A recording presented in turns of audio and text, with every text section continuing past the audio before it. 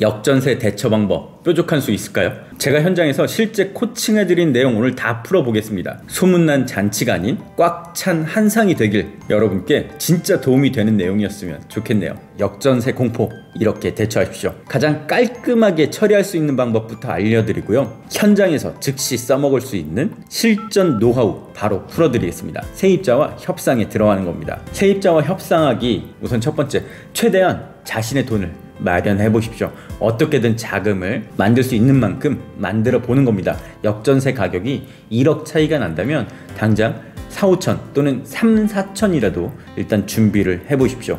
이게 첫 번째입니다. 그 다음 세입자한테 얘기를 하는 겁니다. 재계약합시다. 그런데 내가 지금 마련해 드릴 수 있는 돈이 이 정도밖에 없습니다. 일단 질러 보는 겁니다. 하지만 단번에 오케이 할 사람은 없겠죠. 당연히 지금 분위기도 알고 임차인 또한 스스로 손해보는 짓은 하지 않을 테니까요. 오늘 집주인 편인데요. 댓글이나 좋아요가 많이 달려야 다음 편 세입자 편도 준비할 겁니다. 그럼 이때부터 협상의 기술 들어가는 건데요. 첫 번째, 조건을 거는 겁니다. 가장 쉬운 것, 보증금은 그대로 하되 이자식으로 월 지원해준다는 명목으로 말이죠. 보통 전세 들어올 때 자신의 돈만으로 들어오는 사람들은 없습니다. 그 대출금의 차이만큼 이자를 준다거나 아니면 대출을 가정하고 이자식으로 월세처럼 역으로 집주인이 임차인한테 준다는 걸 조건으로 내걸어 보세요. 어차피 돈이 걸린 문제라 협상 가능성이 훨씬 더 높아질 겁니다. 그게 안 되면 샤넬백이라도 얹어 주십시오. 제가 이전 동영상에서 소개해드린 케이스였는데요. 비싼 가격에 전세 계약을 맺으면 세입자한테 샤넬백을 준다는 집주인이 있었습니다.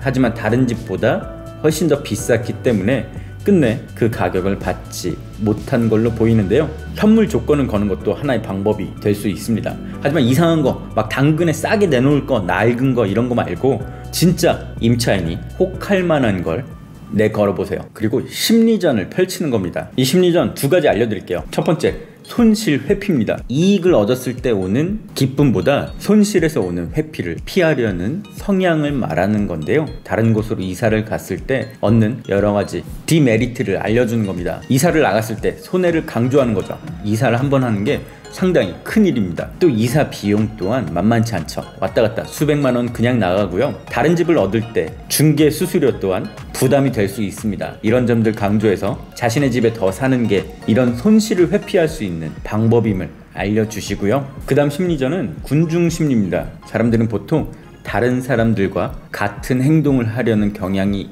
있기 때문인데요. 지금 역전세 상황에서도 이사를 하지 않고 가격을 조정해서 그 집에 계속 눌러 사는 케이스들이 많다는 걸 알려줘 보세요. 그럼 임차인의 태도나 행동이 변화할 가능성이 상당히 높아질 겁니다. 여기서도 안 통한다면 또 다른 조건을 한번 걸어보는데요. 이건 바로 집 내부의 유상 옵션입니다. 뭐 이를테면 에어컨이라든지 중문, 생활에 불편했던 옵션을 추가로 제시해 보십시오. 이거는 결국 집주인 자신의 재산이 되기 때문에 지금 당장 목돈이 나간다고 하더라도 크게 손해보지 않는 장사인데요. 예를 들어 에어컨이 작은 방에 없다면 한 대 더 설치를 해주는 겁니다. 식기세척기가 없다면 아니면 설거지하기 편하게 식기세척기를 설치할 수도 있죠. 임차인을 위하는 거지만 자신의 재산이 늘어난다는 점 명심하시고요. 한 번 더 호의도 베푸는 겁니다. 에어컨 공사, 식기세척기 공사할 때 시끄러울 수 있으니 하루나 이틀 어디 호텔이나 리조트 숙박권도 선물해줄 생각을 한번 해보십시오. 이때 이상한 민박이나 패션 말고요. 조건을 들어주면 이런 옵션을 설치해주고 당신의 그 불편함 또한 아주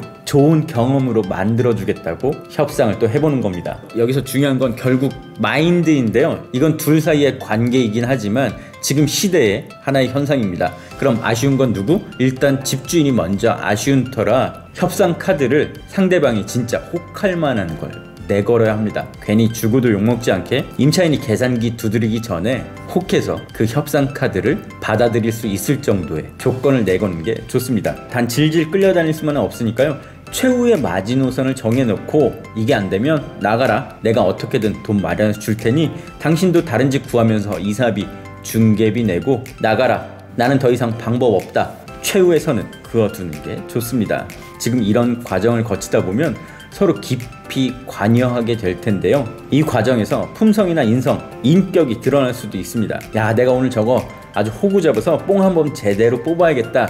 이런 임차인이 있다면 단호하게 그렇게 질질 끌려다닐 필요는 없을 것 같습니다. 그래서 가장 중요한 건 평상시에 세입자와 관계를 원만하게 유지하는 게 제일 좋습니다. 잘 지내던 집주인 세입자끼리는 협상 성공 케이스가 많았습니다. 평소에 쥐잡듯이 들들 볶고 자기 손해 하나만 나면 무조건 내용 증명부터 보내고 제대로 갑질하던 사람들이 갑자기 이런다면 그 세입자 계속 그 집에 살 마음이 들까요?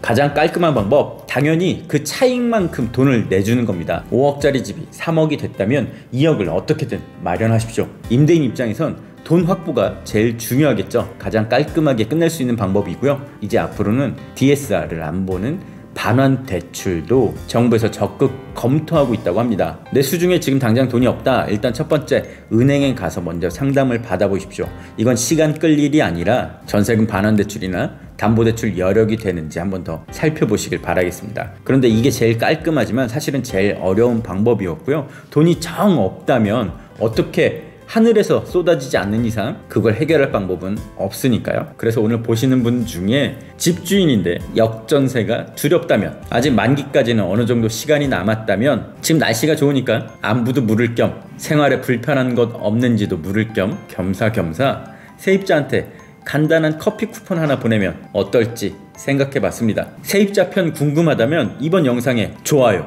댓글도 달아주십시오.